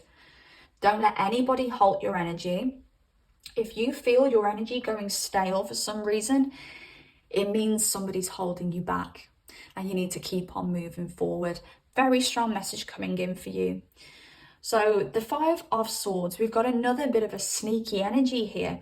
You may attract a lot of narcissists, so you need to keep your eyes peeled more than most do. So bear in mind, again, because of your energy, just really be clued up when it comes to narcissists. I'm getting sociopaths coming through as well for you. So I don't know whether some of you will be like, you know, I've not dealt with a narcissist. I've met narcissists, but I've dealt with a sociopath. So for some reason, I've got sociopaths coming through too. So be aware that if someone's not a narcissist, they could be something else. But I am getting here that the ones that quickly want to commit to you, you have to be very careful about. The ones that want to try and limit your intake of information, because these books are standing out to me because these candles are just melting all over the books, basically destroying the knowledge, which makes me think this is a message to say if somebody is trying to destroy knowledge in some way, this could be done through deleting their messages. Maybe you'll notice that somebody always deletes their messages. Keep a fucking eye open for that person. This could be someone who tries to withhold knowledge from you. Be aware of that. And we've got the Hierophant here. This card's got a lot of symbols. It's the back again, the back. Again, this could talk about tattoos. Could have some nice tattoos in your back. But we've got prayer on the back. We've got the scales on the back. I don't know whether I'm speaking to some part number 2s. When life is unbalanced, when you're not in a positive state, do you get a bad back? It is something around you turning your back and people learning a lot from that. We did get the teacher for you. There may be an unfortunate case with some people where you have to turn your back for them to learn the lessons. This could be a message to say, make sure you're always holding yourself up and you're not relying on other people to hold you up. I did say there could be a lot of Libra in your chart. If there's a lot of Libra in your chart, sometimes, Libra energies can rely on a lot of people. It can go either way for Libra. Some Librans will stay very independent because they know how codependent they can be. Other Libras will naturally just be very codependent, regardless of who that person is and how, what they bring to their life. So this is a reminder for you, I feel, to say, hold yourself up. Don't become too codependent on people, because you do have some people around you, or you could have some people around you who could be narcissistic and don't have your best interests at heart. So your message is to be very, very savvy about who you spend your time with and who you share your energy with, and also to make sure that you are holding yourself up. You are leaning on yourself, building a life where you can live happily on your own. Doesn't mean you're going to have to live on your own, pile number 2. You are the pile number 2. 2 does represent relationships. Doesn't mean that you have to live on your own. It just means that if something goes wrong in a relationship, you need to have the ability and the strength to stand on your own so that you can leave, so you're not completely trampled on. So that's what I've got for you, pile number 2. So I hope this reading helps in some way. I know it got very intense near the end. If you like this reading, please drop me a like. Comment down below if you've got anything to say at all. I do private readings. So if you'd like to book a private reading with me, there's a link down below. I can look into your love life, career. I can do your future spouse reading. And also subscribe. So my words now. Subscribe if you do like content like this. because it lets me know that you love it and it lets me know that you want to see more of it. So take care of yourselves, beauties, and I shall speak to you soon. Goodbye. Hey there, gorgeous pile number 3. Welcome to your reading. Let's find out how people view you, but let's start by tapping into your current energy so you can determine whether you've chosen the correct pile. So for you, I've got a lot of healing around family, a lot of healing around your inner child. I don't know whether you've reached a point in your life where you're starting to understand where some of your wounds came from, whether you are starting to realize where some of your behavioral patterns have came from. I do feel I could be speaking to some pile number 3s who want to rewrite history. And some of you want to, maybe detach yourself from some of the storylines within your family. And some of you may want to attach yourself to some of the storylines within your family as well. But there is a lot of focus on family at the moment and healing family issues and also healing your inner child. Some of you may be literally mending relationships with family members. Some of you actually may be disconnecting from some family members as well, but there is a focus on family, there's a focus on that inner child, and there's also a massive focus on you doing things differently now. So let's look into people's first impressions of you, and this is quite nice. I like it. We've got strength and we've got mystery here. So you do come across as a pillar of strength. You have strength in your aura. You may hold yourself in a way that is very strong, very upright. I want to say very military-esque. I don't know whether some of you have a history in the military, you don't have to, or whether some of you are actually in the military, or whether you do have connections with the military. Maybe you have parents who are in the military or grandparents in the military. And I feel that you just naturally give off this energy of don't fuck, like don't FCUK with me. And I do feel that maybe you're somebody who also carries this aura of having drive to achieve. You could be somebody that physically looks or sounds like someone who has achieved a lot in their life. You may like to share these achievements with people, and maybe that's why people have this impression that you're a go-getter. And I'm also getting that you're a winner. You're a winner, baby. And some of you may look like you're an achiever because maybe you just look really good. Maybe you dress really well. Maybe people can tell by the watch you wear, maybe the car that you drive, or I'm also getting old money and new money coming through. So you could dress very old money as well, where people just naturally get that aura from you that you must have money. Whether you've got money or not, pile number 3, or whether you are very wealthy or whether you just live modestly, you give off this energy that you have a lot. And that really does give people the impression that you're somebody that people should take notice of. And with mystery, it's interesting because you could give off this, it's like a feeling, I'm trying to put it into words right now. For this card in particular, I do feel this circle up here does represent like a sun, but all I can see is trying to fit a square into a circle. It doesn't fit. So there's something very unique about you. There's something very stand out about you. You don't necessarily fully fit into society in some way, but it's in a really positive way. I don't know whether you're somebody who does things a little bit differently, whether you are somebody who stepped out of the box, who does something that's a little bit out of the norm. And I want to say it works and you achieve from this. And this is very, like, I'm just getting A Star Is Born. I don't know why I heard A Star Is Born. I've never watched that film, so I don't really know what it's about. But maybe the storyline will fit into this reading in some way.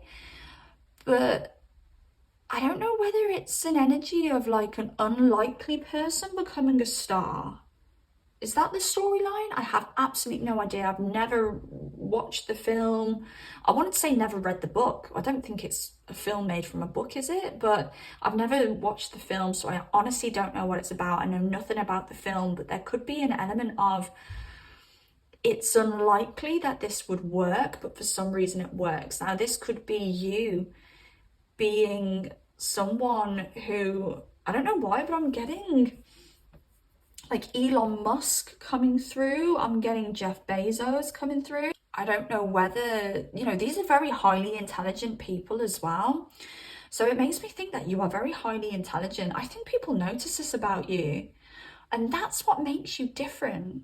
That's what makes you this kind of square that's trying to fit into this circular hole. And you stand out from the crowd because people know there's something different about you, pile number 3.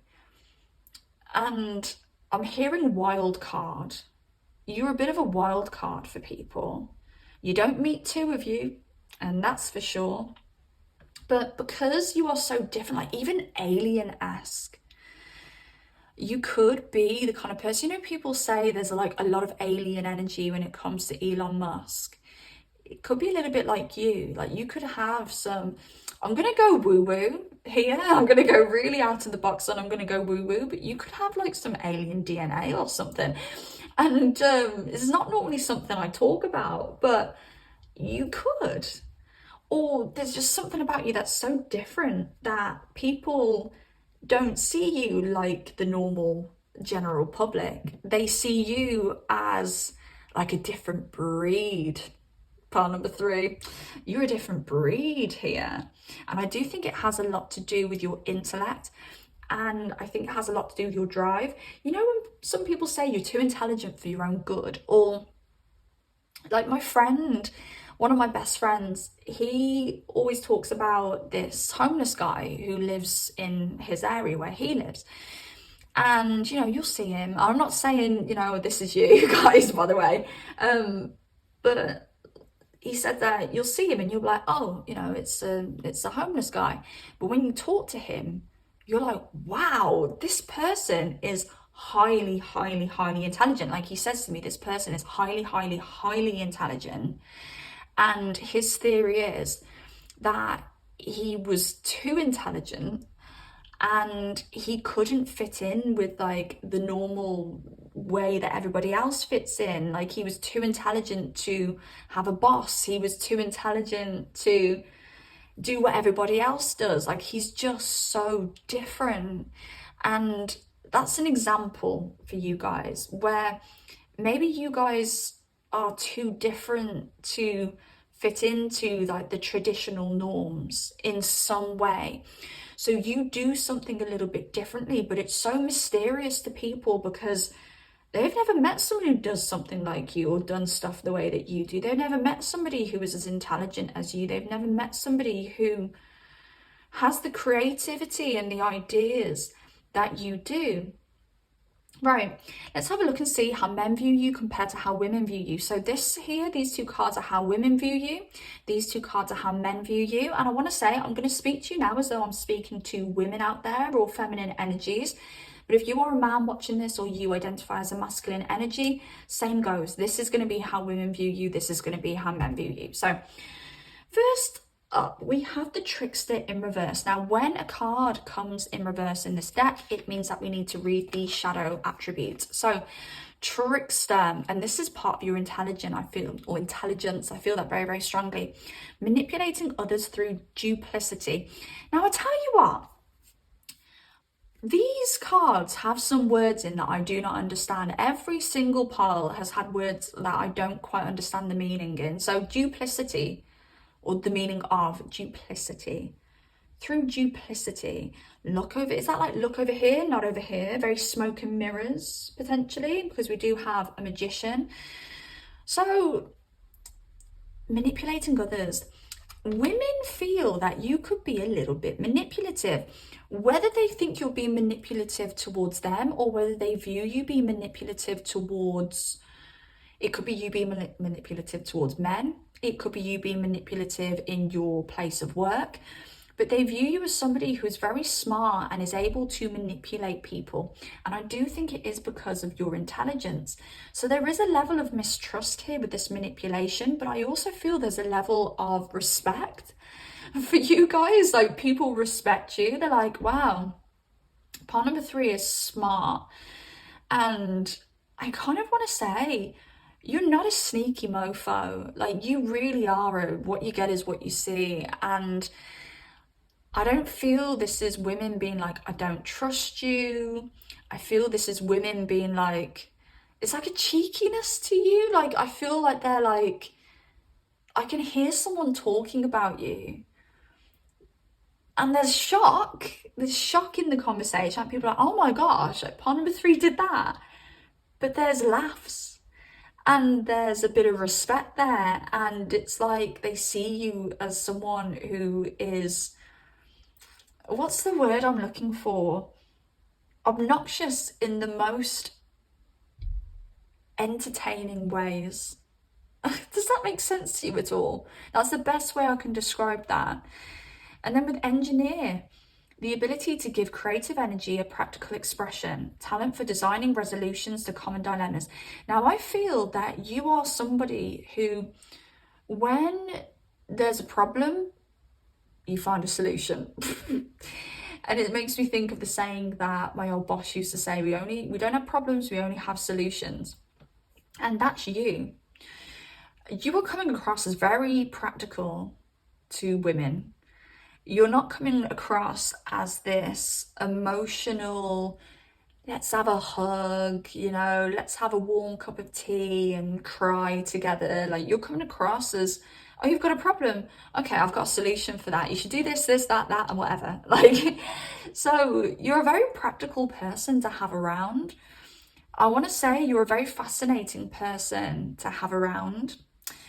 And I feel that there's like a level of women coming to you. They will come to you for those practical solutions, but they'll also know that there's like a level of danger there as well, because they're going to be like, how far is part number 3 going to take it? Again, I hope that makes sense in some way.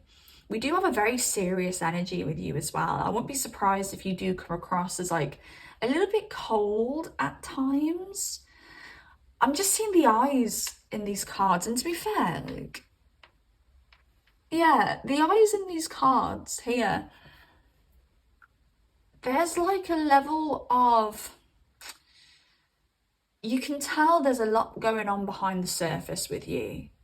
If someone looks in your eyes, they'll listen to what you're saying and they'll be like, oh, part number 3's having a laugh. Oh, we're having a great old time. They'll look in your eyes and they'll be like, wow, part number 3's taking in a lot of information. I want to say you've got a brain a little bit like a computer. And I want to say that you were born with a natural skill to be able to find solutions to problems.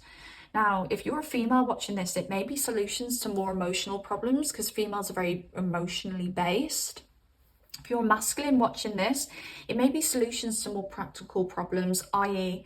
if, your child comes in and, there's a problem with their bike isn't working, you were like, okay, let me have a look at this. I found the solution straight away. Like a very, like, engineer, that's the word I'm looking for. It says it right here.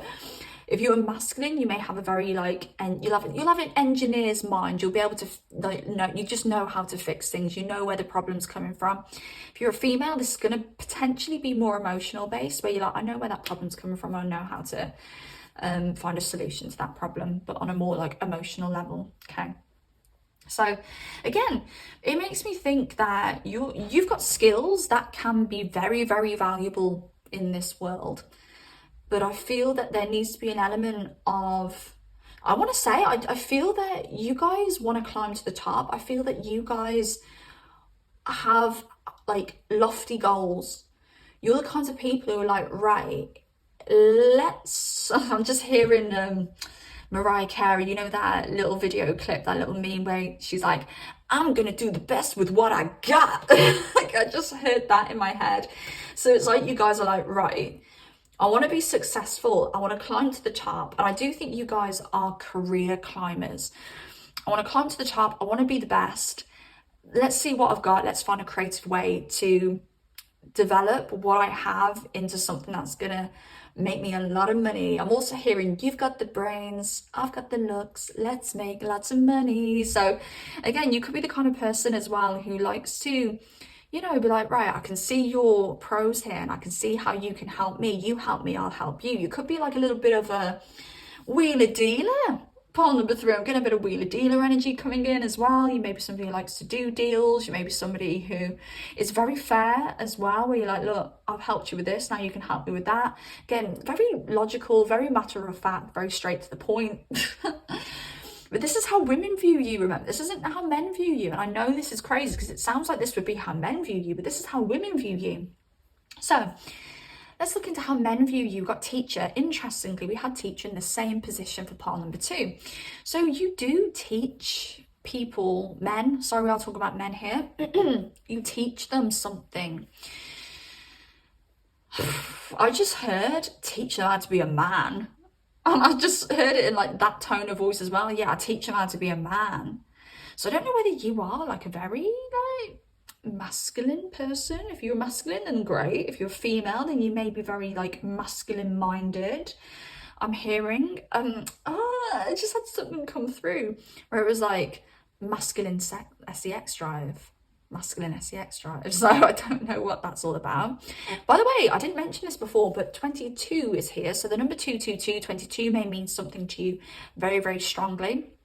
But you do teach men something. And wisdom, very wise. You're a very wise person, part number 3, but you teach them wisdom. Do you know what I'm getting with you? You teach them how to colour inside the lines. You teach them how to stick to the straight and narrow. That's what I've just heard. And you do get pedestalized by men. They look up to you. If you are, you know, a boss or you're, you know, a female in the workplace, the men really do look up to you. And I don't want to be stereotypical here, but you know, not many, I don't think many men are like this these days, but they are still out there where they're like, oh, she's just a woman. Oh, of course she crashed the car. She's a woman. She was probably doing a lipstick in the mirror. You know, those very misogynistic phrases. They still exist. Men can still be misogynistic. I'd hope that we're kind of evolving out of that these days. But when you are in the workplace or when you are around men, they really do respect you and they do look up to you because you are smart, you are intelligent, and I want to say they're like fair play to you and they respect you highly because of your intellect, because of the way that you do things, because of your drive, and because you like to climb your way to the top. I'm also getting, and I don't think men see this, but I'm getting a little bit of manipulation here. Maybe you manipulate men a little bit. If you are a female, or if you're a male looking for a male, or a male who's sexually attracted to another male, you may just know how to wrap these men masculine energies around your finger, and I don't think they see it. But I think the women do, and this is where this trickster energy comes in. Now, I've just heard the whole world in your hands. He's got the whole wide world in his hands. And it totally makes sense why I just heard that, because we've got a world here. Someone opening up a world and revealing loads of other little worlds. Are they little worlds? Yes, they are. So, you are able to dissect complicated concepts. That came through and I'm going to leave that there. Servant, delight in serving others with a free and loving heart. See what I mean? The men think you are loving. The females think you are manipulative. And I don't know whether you know how to get what you want out of people. And you're like, right, I'm going to play a role. I'm not saying you are manipulative. You may do this automatically, But you're like, right, I know how to get what I want out of my man. I think you do have a lot of respect for men. So I do feel this delight in serving others with a free and loving heart is somewhat authentic. But I do also think you could do some of what you do because you know that what you can get is valuable enough to put in that effort, or some of you may not even realize that you do what you do, and you serve men in a way that makes them want to give. Maybe you are somebody who does get a lot from men, like maybe they naturally are very kind of giving to you, and maybe your servitile, is that the word? Servitile behavior is in a form of thank you. But you may not realize that you've created a dynamic which gets results with men. I want to say, if I haven't already, you could be very good at like psychology, psychoanalyzation, and I feel that you can see things in people that people don't see. I think you understand the psychology of women just as much as you do men, but I feel that there's results when it comes to men. I hope that makes sense. Okay, let's have a look into how people view your personality and how people view you physically. How do people view your personality and how do they view you physically, please? Oh, see, there's more that masculine energy with the yang. Okay. Ooh, fourth house and the moon. I want to switch these over. I want to put this fourth house and the moon together because this is the most soft energy that I've had for you so far. I'm not saying you're not soft, but you come across as very analytical, very matter of a fact. This may be why men really like you, because you think like they do. But you do have that yang energy, a lot of that proactivity. You're a forward motion kind of person, you know, let's keep it moving, let's keep it moving. You know, you want to climb to the top. You will do everything in your power to climb to the top. This won't be for everybody, and I don't think all my pile number 3 is going to like this comment, but some of you may relate with I will step on whoever I need to step onto to get where I want to be and where I want to go. So yeah, that won't be for everybody, but for some of you, you may be like, yeah, like I know what I want and I'm heading straight for it and I will step on people to get there. So, fourth house and the moon. You are very attractive. Now, I did say for pile number 2, because pile number 2 had Cancer out, I did say Cancerian women are some of the most beautiful women that I've ever seen in my flipping life. Gorgeous, gorgeous, gorgeous women. I mean, men, I'm sure you are too, but I've noticed it with the Cancerian women. Now, fourth house is the house of Cancer. The moon is the planet that represents Cancer. So we have like an air of Cancerian energy here. You naturally are very magnetizing like the moon. The moon dictates the water on Earth, the tides.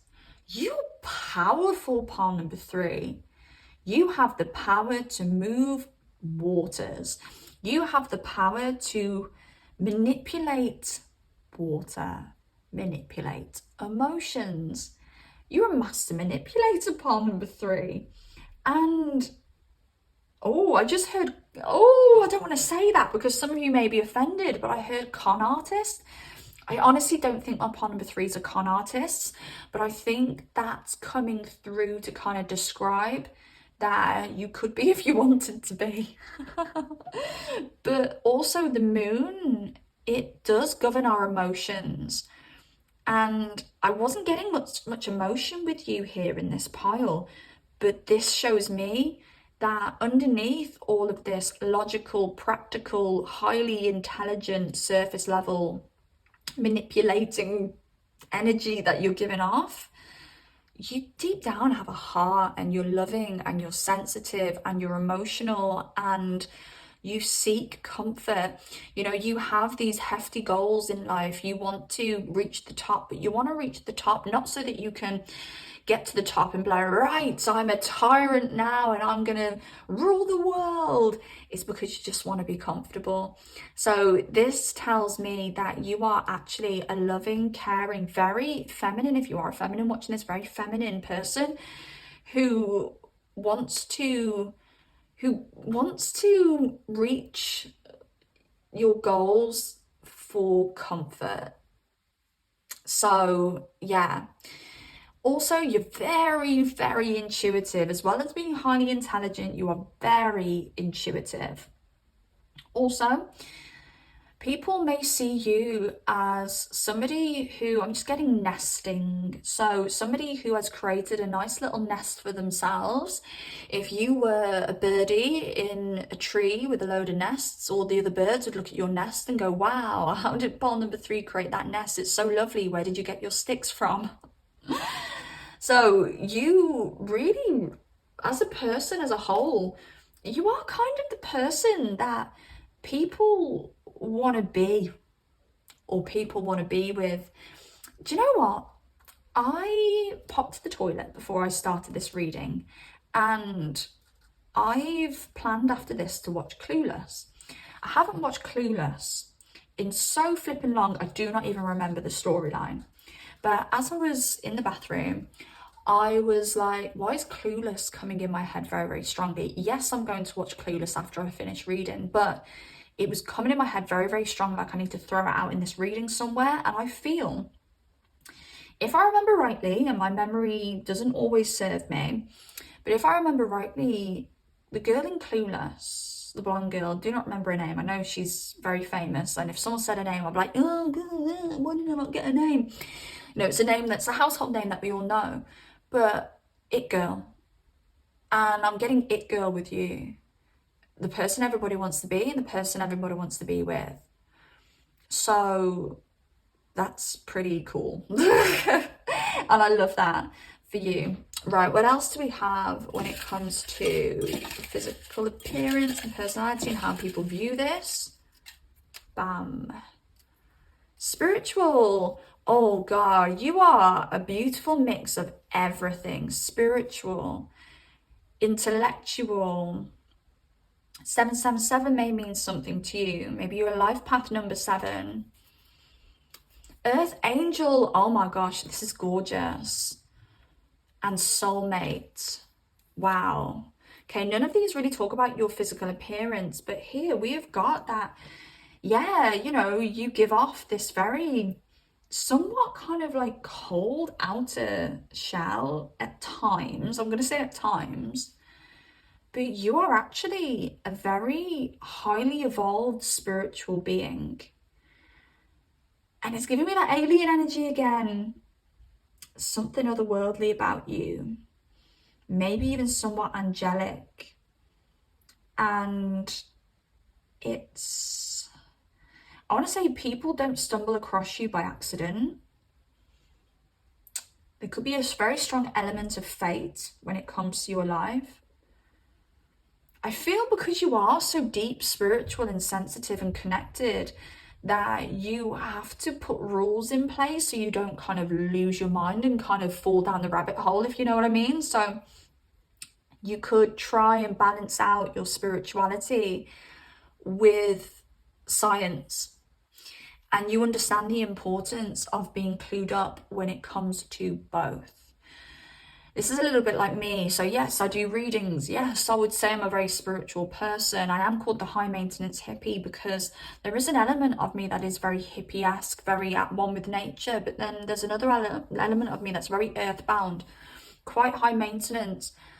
I do like the material things in life, and I need to see it to believe it kind of thing. And anything I speak about in my readings, a lot of the time, you know, I will have experienced, I will have seen it to believe it, or experienced it to believe it.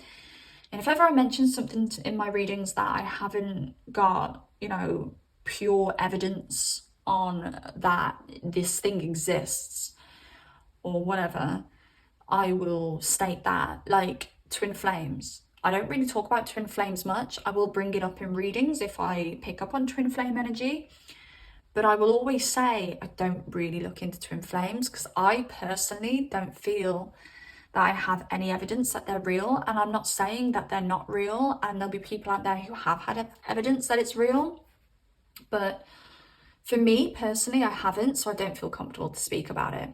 The number 22 is coming up again so strongly because all I can see in this box, all I could see was number 22 poking out at me in that bowl. So I was like, I need to bring up number 22.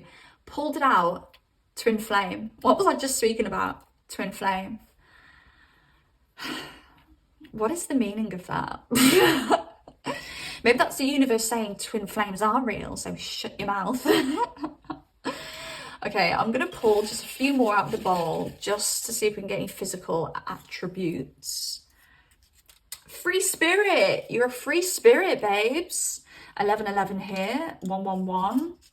So many angel numbers with you. Maybe you see a lot of angel numbers. Confident. We've got 333 there as well with confident. You are very confident. People view you as being very confident. And I had this for pile number 1, and it's actually not supposed to be in this bowl. You make me work for it, and I like that. Yeah, again, you know, you make the universe work for it. I need to see it to believe it. Thanks, universe. This one's poking out as well. Piercings, 88. Maybe you've got some really nice piercings. Maybe you've got like a cheeky piercing. Maybe you've got loads of piercings. But yeah, people are really attracted to a piercing or piercings that you have. But yeah, you make me work for it, and I like that.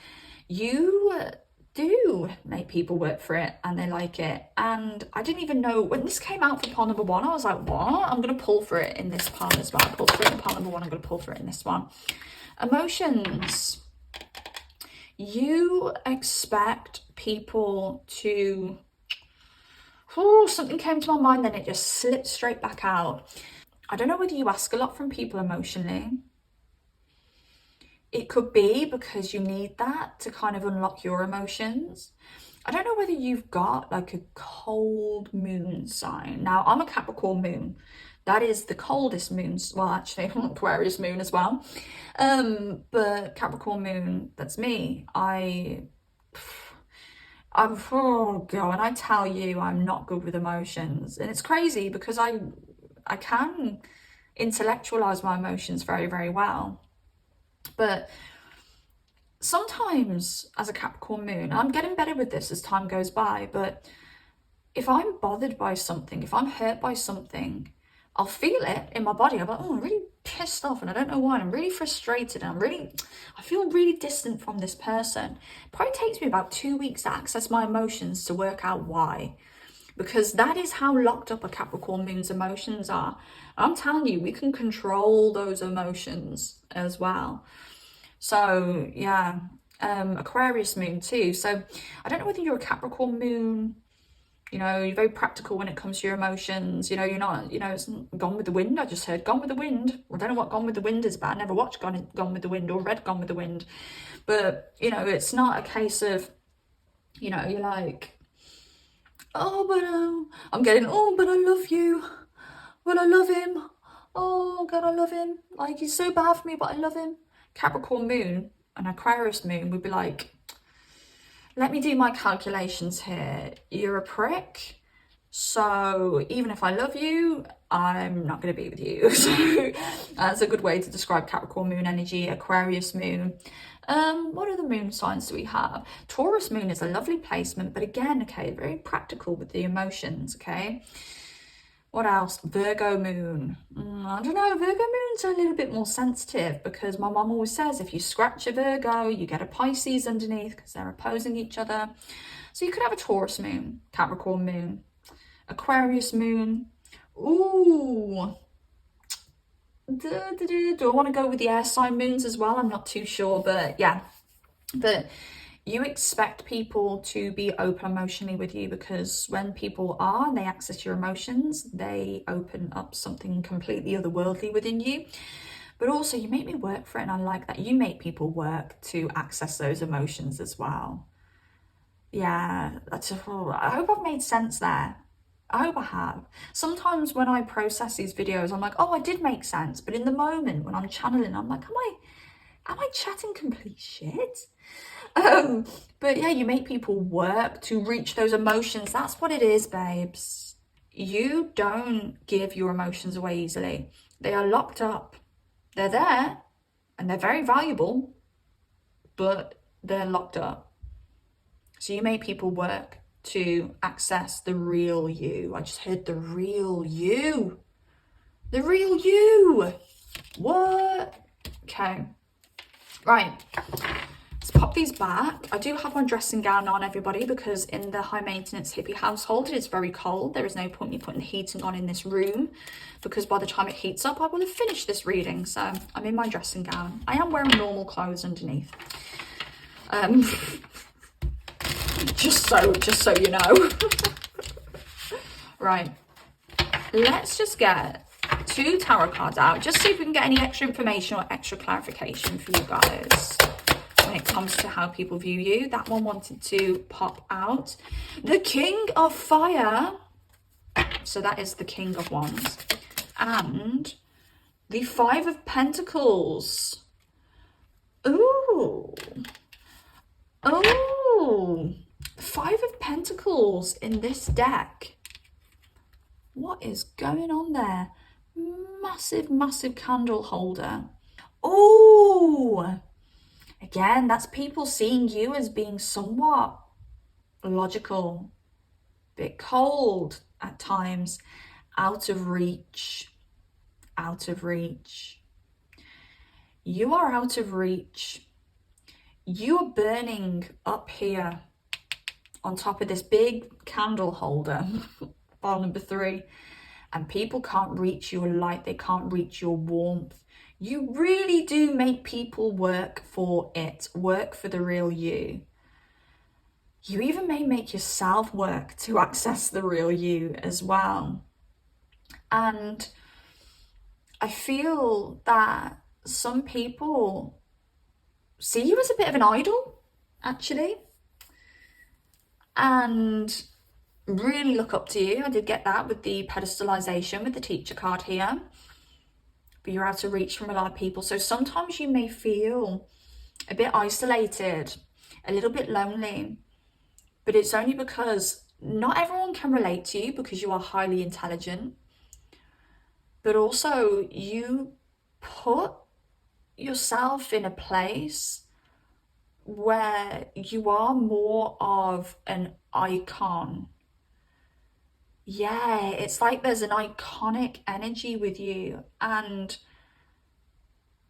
you know, you've got to think, you know, if somebody wants, probably best not use Marilyn Monroe as an example because she is deceased. So let's think about Britney Spears. Oh, I don't know if that's a good example either. Fucking hell. Oh, think of an icon. Come on. Someone who's very iconic, a little bit like a Britney. You know, and I mean like iconic, you know, not, you know, and don't be shouting Taylor Swift at me because I'm not going to be happy with that. But oh, let's just say Britney Spears. Yeah, Britney Spears, true icon. She is just mother. She's mother. Cher. Let's do Cher. Cher, the icon, the fashion icon, the beauty, the amazing, the witty, Cher. So, that was I was going,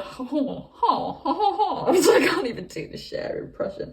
Do you believe in love of love? That doesn't even sound like Cher, does it? So just say you want to get in touch with Cher.